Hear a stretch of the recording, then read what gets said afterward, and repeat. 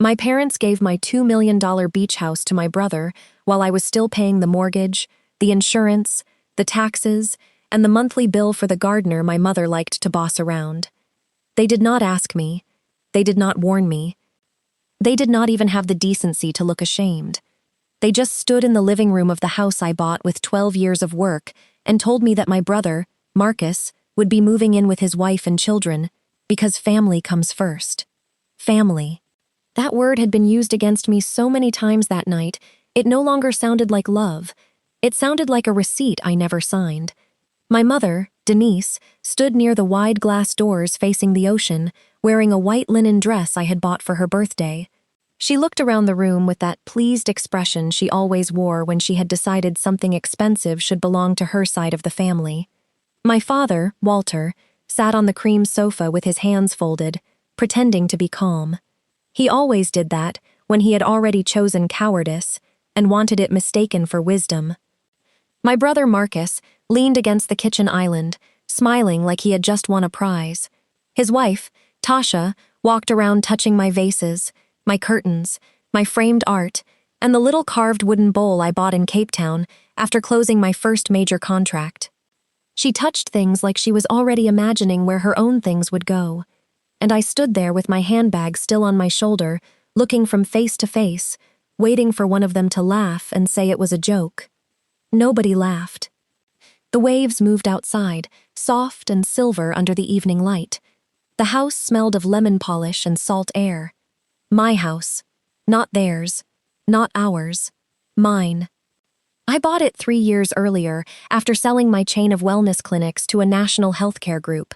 Before that, I had spent more than a decade working long hours, sleeping little, taking risks nobody in my family respected until the risks started paying their bills.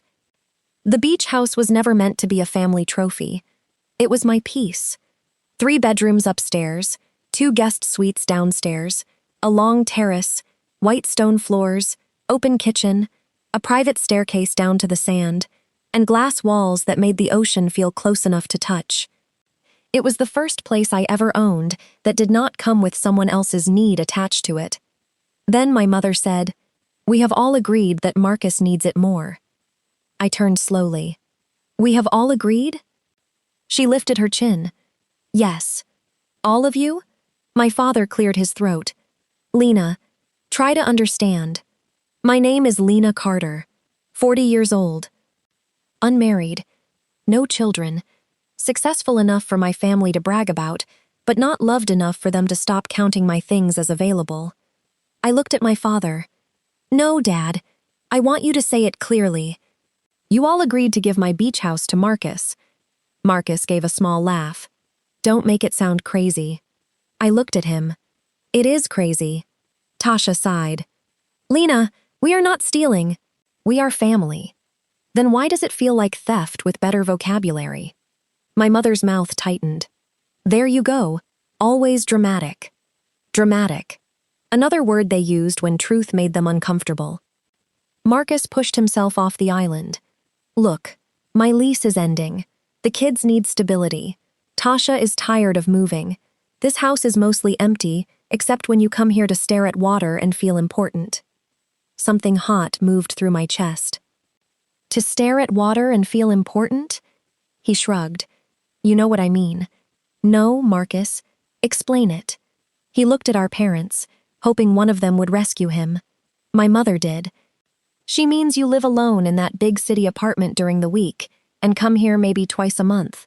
Marcus has a wife and 3 children. A house like this should have life in it. Life. As if mine did not count because it was quiet. As if children were the only proof a house was being used properly. As if a woman without a husband or children became storage space for relatives with louder needs. I placed my handbag on the table. "Let me ask something. Who paid the deposit?" My mother rolled her eyes. "Must everything be about money?" "Yes," I said. "When people are giving away property they did not pay for, money is a good place to begin." My father shifted. "Lena, nobody is denying that you bought it." "Good. Who pays the mortgage?" Silence. "Who pays the property tax?" More silence. "Who pays insurance?" Maintenance, security, utilities, repairs, staff, the emergency seawall work after the storm last year. Marcus looked annoyed. You can afford it. That sentence was the family anthem. You can afford it. Meaning I should not mind. Meaning my sacrifice no longer mattered because I survived it. Meaning anything I owned was less mine if they wanted it badly enough. I looked at him. You cannot give away something because the owner can afford to lose it. Tasha crossed her arms. Honestly, Lena, this is selfish. We are not asking for your city apartment. Just this place. Just this place. The $2 million beach house. Just. A small word people use when they want your life to sound lighter in their hands. My mother walked toward me with a soft voice. Baby, we are thinking of the children. They deserve space, fresh air, better schools, the ocean. You love your nieces and nephew, don't you? There it was. The children. My sweet nieces, Kayla and Mimi, and my nephew, Jordan. The innocent faces used every time my brother wanted something he had not earned. I loved them deeply. I paid school fees when Marcus forgot deadlines, bought laptops, paid medical bills, took them on summer trips, opened education accounts they did not know about yet. But loving children did not mean surrendering my home to their parents. I love them, I said. That is why I will not teach them that family means taking what belongs to someone else. Marcus scoffed. Listen to yourself. You sound like a stranger. No, I said. I sound like the owner. My father finally stood. Enough. I turned to him. He had used that voice when I was little. The voice that ended arguments without answering questions. It still hit something old inside me. But I was not a little girl anymore. I was the woman paying for the roof above his head. What is enough? I asked. This attitude, this pride. Your mother and I gave you everything. I stared at him. Everything. The word opened a drawer in my memory. Me at 16, working weekend shifts because money was tight. Me at 19, giving up a scholarship dorm because Marcus had gotten into trouble and my parents needed help with lawyer fees. Me at 23, sending half my salary home because Dad's business was failing. Me at 28, paying Mom's surgery bill. Me at 32, giving Marcus money for a transport business he shut down after 8 months.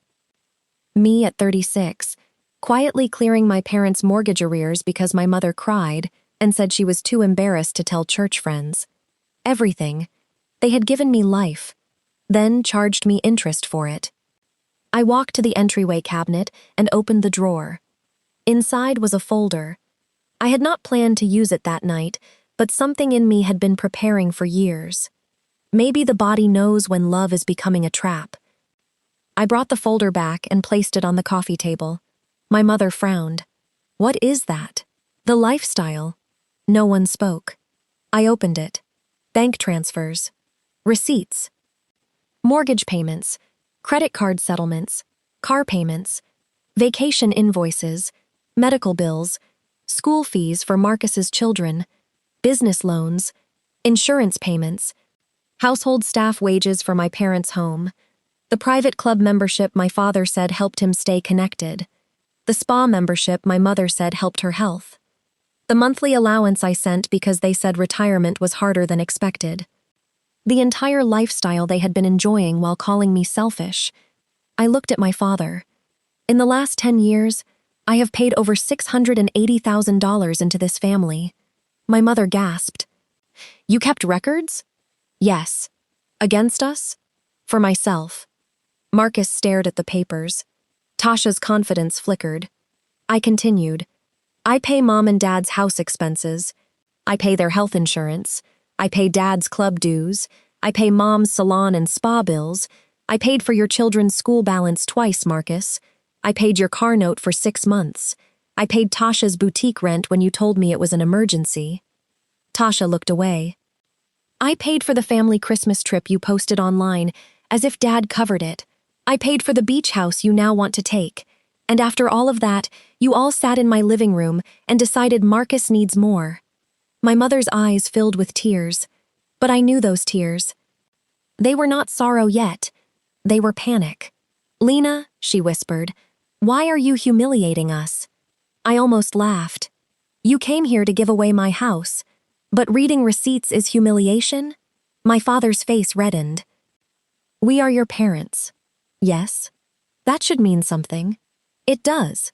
It means you should have known better than to treat me like a bank with childhood wounds."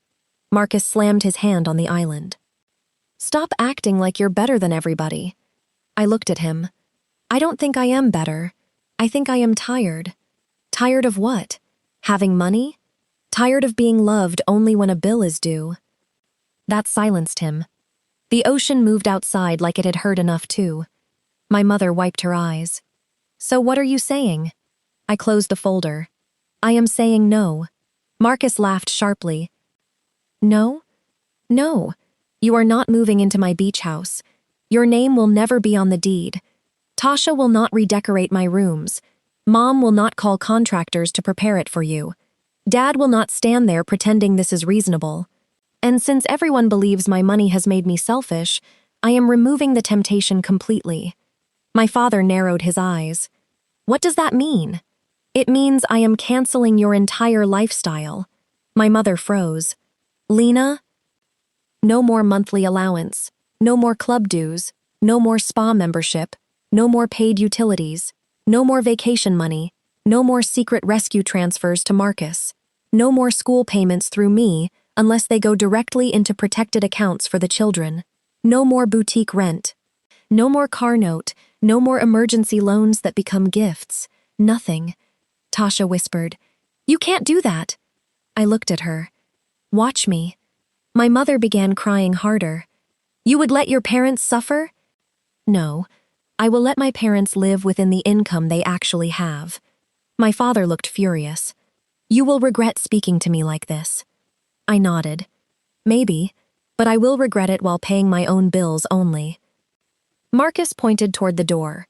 "This family is done with you." I picked up my handbag. "Good.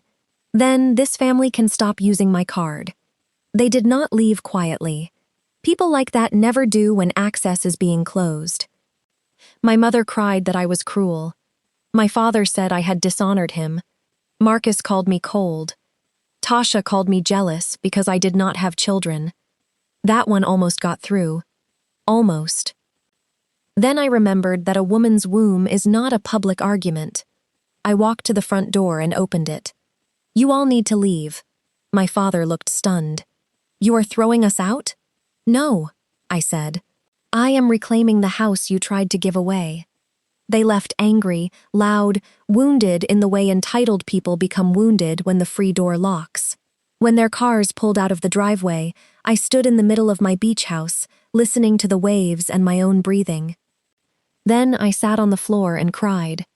Not because I doubted my decision, because love hurts when you finally stop letting it be used against you. Before I continue, tell me where you are watching from tonight. And if you have ever been called selfish for stopping the money, stay with me, because sometimes the day you cancel their lifestyle is the first day you can afford your own peace. I was not born rich. I was born useful. There is a difference. My parents had me young. My father ran a small furniture supply business that did well when the economy was kind and nearly collapsed when it was not. My mother stayed home when we were small, then later became the family's social manager, which meant she knew everyone's business and made sure everyone knew the nice parts of ours. Marcus came 4 years after me. He was beautiful as a baby, round cheeks, big eyes, always laughing. My parents adored him in a way that made people smile and made me feel invisible before I had words for it. If Marcus broke something, he was energetic. If I complained, I was jealous. If Marcus failed a test, he needed tutoring. If I got second place, they asked why not first. If Marcus wanted shoes, he got them because boys were hard on shoes. If I needed books, I was told to borrow. My mother said, "Lena understands." My father said, "She is mature." I was mature because nobody gave me the choice to be soft. At 14, I was cooking dinner twice a week. At 16, I was keeping store records because my father said I was good with numbers. At 17, I was helping Marcus with homework he refused to do unless I bribed him with snacks. By college, I knew more about family finances than I should have. The business was always in trouble, but somehow, Marcus always had what he needed. I studied nursing first, then healthcare administration. I worked in clinics, learned operations, saw how poor communities got the worst care in the ugliest rooms, and began dreaming of something different. Clinics that were clean, affordable, respectful, fast, human. I started with one small wellness clinic in a strip mall. I borrowed money, begged vendors for payment plans, painted walls myself, answered phones, cleaned bathrooms, managed appointments, hired nurses, handled billing, and worked until my body forgot weekends existed. My parents did not understand it. My mother said, "Why not marry a doctor instead of becoming everyone's nurse?" My father said, "Business is risky." Marcus said, "Let me run your marketing." He had no marketing experience. I said no. He sulked. The clinic survived, then grew, then became 3 clinics, then 7, then 15. By then, my family understood enough to ask for money. First, small things. Mom needed help with dental work. Dad needed a business loan. Marcus needed rent. Then bigger things. A new car for my parents. Private school help for Marcus's daughter. Money for Tasha's boutique idea. A vacation because my mother said she had never really rested. I gave. Not always happily, but faithfully. Because family had trained me to believe giving was how I stayed included. When my company was acquired, the money changed everything. And nothing.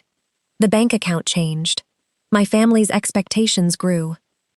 But the pattern stayed the same. I was still the one who should understand.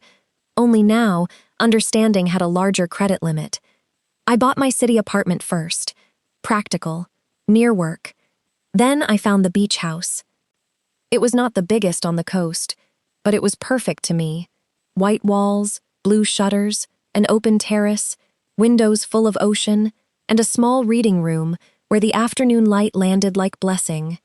The first time I slept there, I woke before sunrise and watched the water turn gold. I cried quietly, not from sadness but from relief. I had spent my life being available. The beach house was the first place I could be unreachable without apologizing. Then I invited my family. At first, it was joy. The children ran on the sand. My mother took photos. My father sat on the terrace and said, "You did well." Marcus joked that he was moving in. Everyone laughed. I laughed too. I did not know he meant it. After that, the comments started. "You hardly use it. Marcus's kids love it here. This would be perfect for family holidays. You should let Marcus stay for a few weeks. What is the point of a beach house if family cannot enjoy it?" I let them use it twice when I was away. Both times, I came back to broken furniture, missing wine, sand in bedrooms, unpaid cleaning bills, and Tasha's friends tagged in photos from my terrace. I stopped lending it. That was when the mood changed. My mother said I was becoming protective. My father said I should not worship property. Marcus said, "You act like we're strangers." No, I thought. Strangers would have respected checkout time. The night they announced their decision, I understood the comments had not been casual. They had been preparation. After I cut off the lifestyle, the first week was chaos. My mother called 32 times.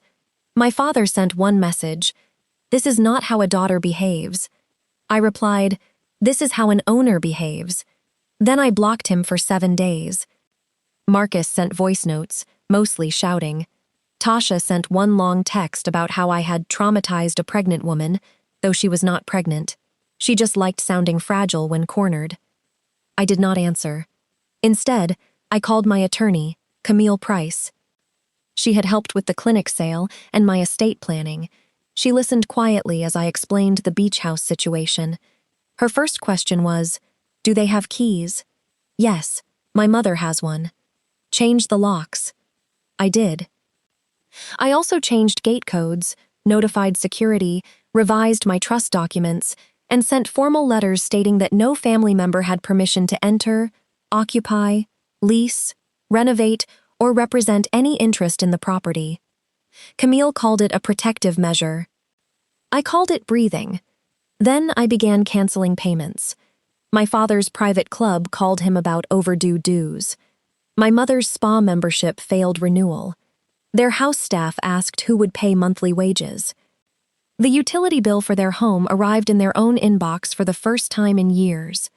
Marcus's car finance company contacted him directly. Tasha's boutique landlord sent her a reminder. Reality began arriving in envelopes. My mother sent one message after 5 days. "Are you really going to embarrass us like this?" I replied, "I paid quietly for years. You can budget quietly now." She did not respond. 2 weeks later, my father came to the beach house gate. Alone. Security called me. "Miss Carter, your father is here." I watched through the camera. He looked tired. Older. Less angry than before, but not humble yet. I answered through the intercom. "What do you need?" He looked up, startled by my voice. "Lena, open the gate." "No. I am your father." "I know. Then open the gate. You came without asking." He rubbed his forehead. "I came to talk sense."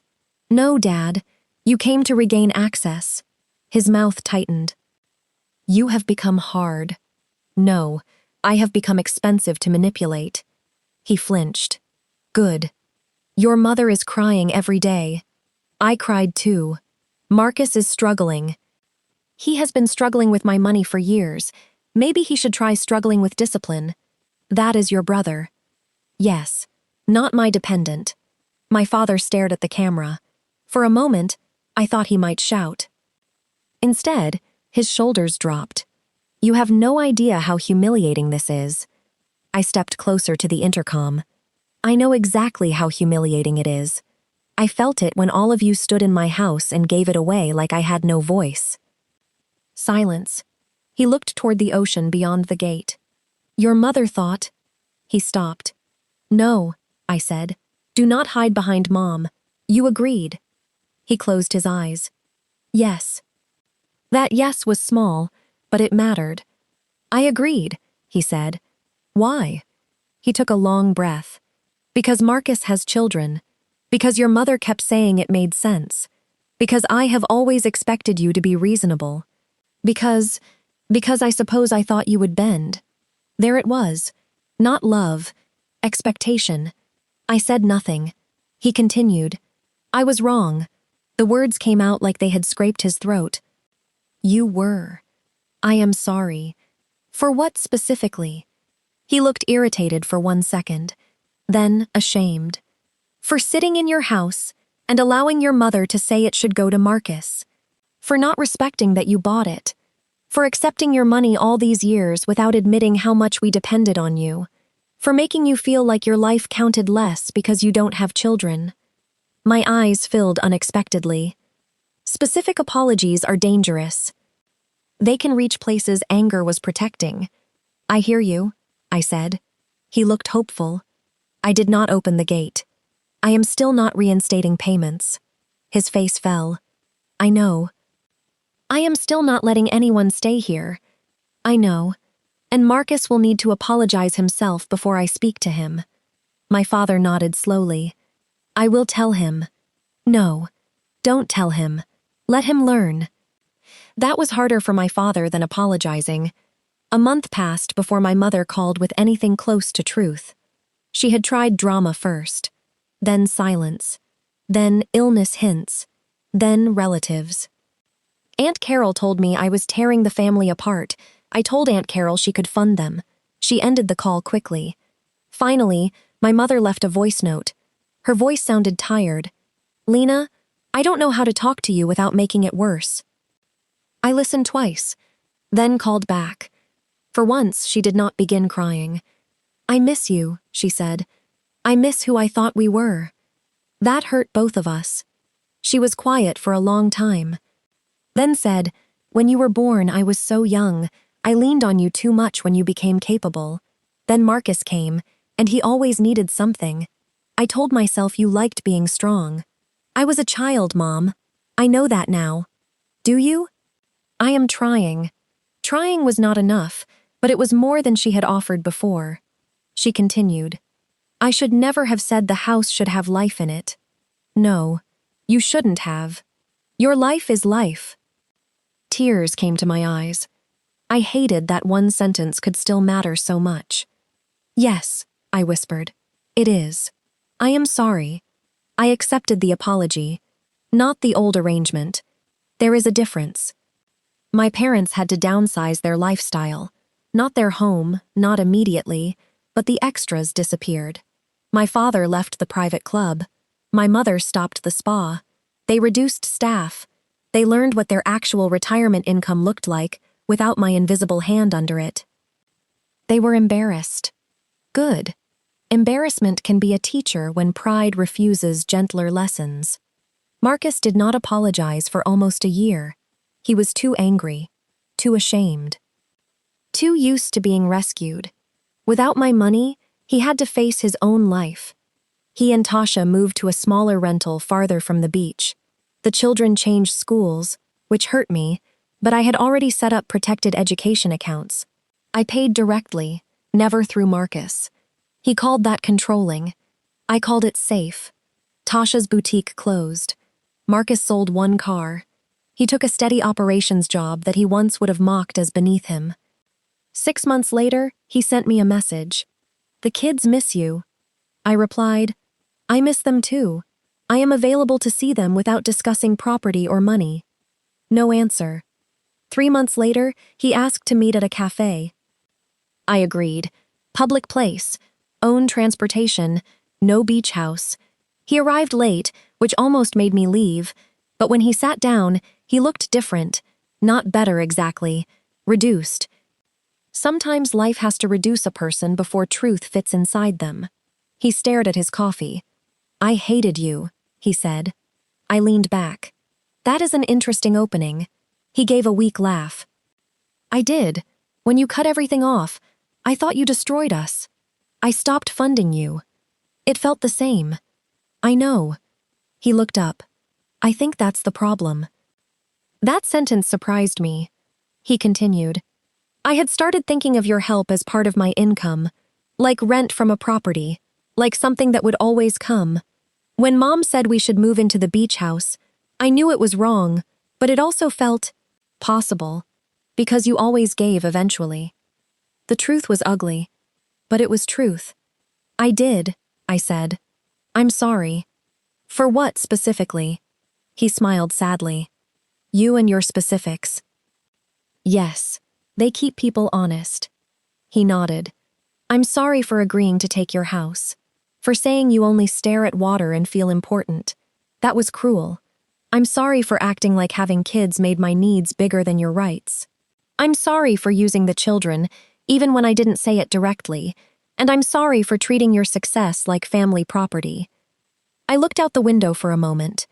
The street was busy, people walking, cars passing, life continuing while old wounds finally got names. I hear you, I said.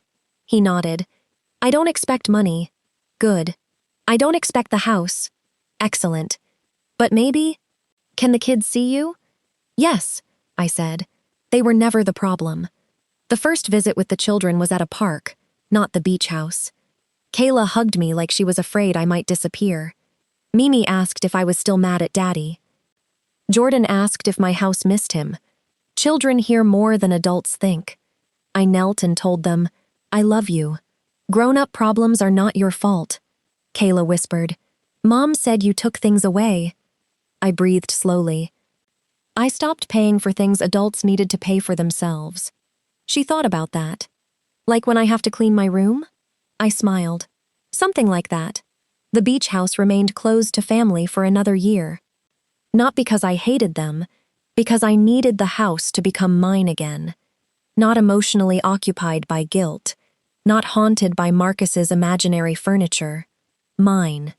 I spent weekends there alone. Then with friends, then with women from my old clinics who had become sisters to me. We laughed on the terrace, cooked seafood, played music, cried about life, talked about aging, love, work, and the strange freedom of choosing peace. One day, I realized the house felt lighter. That was when I knew I could invite family back, under rules. The first family lunch was careful. My parents came with flowers and no luggage. Marcus came with Tasha and the children. Tasha was quieter than I had ever seen her. At the door, Marcus knocked. Even though it was open, I noticed. So did he. During lunch, no one mentioned moving in. No one mentioned money. No one made jokes about unused rooms. My mother looked at the ocean and said, "This is beautiful for you. For you, not for us. Not for Marcus. For you." I smiled. "Thank you." Later, Tasha found me in the kitchen. She held a tray awkwardly. "I owe you an apology too." I waited. "I wanted this house," she said. "I told myself it was for the children, but I wanted the status. I wanted to post it, host here, make people think we had arrived. I was angry that you had it without needing a husband or children.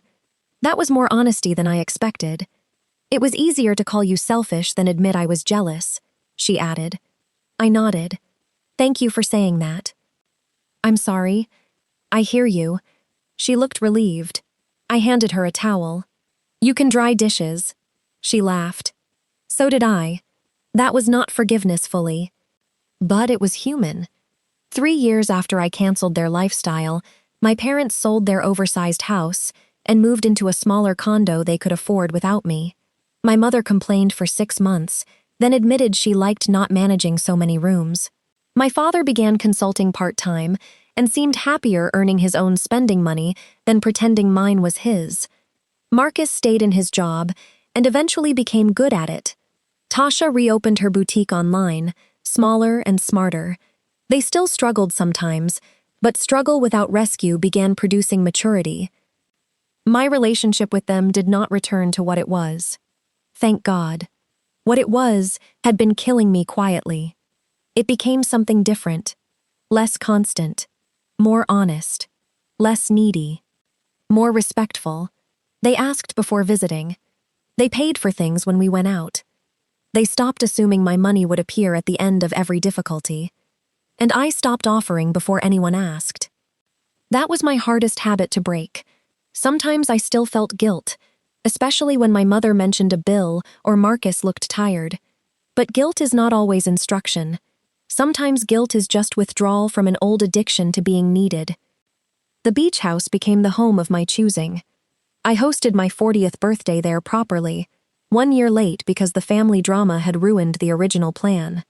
This time, the guest list was mine. Friends, staff from my first clinic, women I mentored, my parents, Marcus's children, Marcus and Tasha too, because by then they had earned a place at the table without believing they owned the table. At sunset, my father gave a short toast. He was not a speech man, which made everyone nervous. He stood with a glass of sparkling water and looked at me. "Lena," he said, "your mother and I spent years calling you strong when what we should have done was protect your softness. We are proud of you, not because you helped us, because you built a life that is yours." My mother cried. I cried. Marcus looked down. The children clapped because children clap when adults cry, and they are not sure what else to do.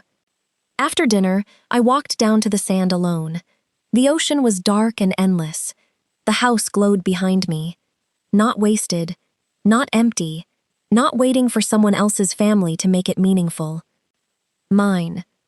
A few minutes later, Kayla joined me. She was 13 now, growing tall and thoughtful. "Aunt Lena," she said, "Dad told me he almost moved us into your house without asking properly." I looked at her. "Did he?" She nodded. "He said it was wrong." "It was. He said you saying no helped him become better." I swallowed. "He did that work himself. But you made him start." I smiled. "Maybe." She looked at the water. "I want a house like this one day." "You can have one, even if I don't have kids?" My heart squeezed. "Especially then, if that is what you want." She smiled. Grandma said you taught everybody a lesson. I laughed. What lesson? That your things are not family things unless you say so. Smart girl. Yes, I said, that is a good lesson. People may call what I did harsh. Let them. People who benefit from your lack of boundaries will always call your boundaries harsh. They called me selfish because I stopped paying, but they never called themselves selfish for taking. They called me dramatic because I objected, but they never called themselves dramatic for giving away a house they did not own. They called me changed because I finally said no, but they never asked what years of yes had cost me. My parents gave my $2 million beach house to my brother, so I canceled their entire lifestyle. Not because I stopped loving them, because I had to stop renting love from people who kept raising the price. I canceled the payments so truth could finally show up. I canceled the rescue plan so Marcus could become a man instead of a permanent emergency. I canceled the invisible funding so my parents could stop confusing comfort with entitlement.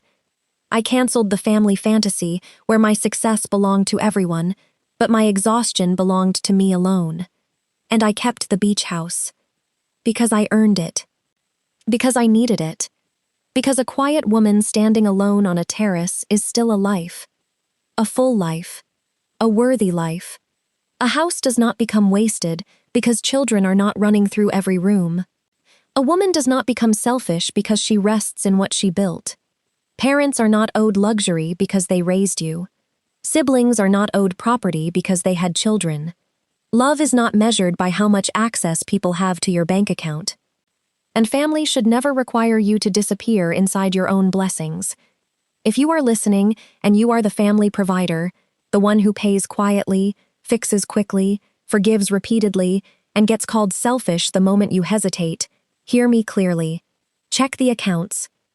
Count the transfers. Keep the receipts. Change the locks if you must. Cancel what needs canceling.